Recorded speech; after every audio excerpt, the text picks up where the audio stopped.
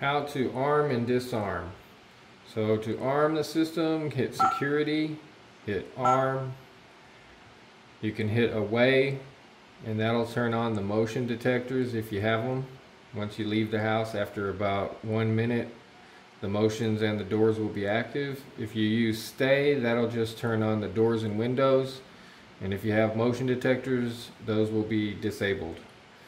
You can also uncheck entry delay if you don't want the doors to give you a 45-second delay when you come in to turn off the system.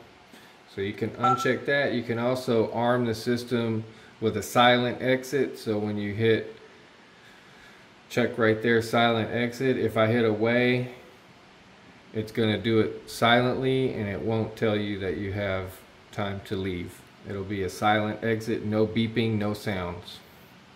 To disarm it, when you come in the house, you just come in, hit disarm, and type in your code. And that's it. See you next time.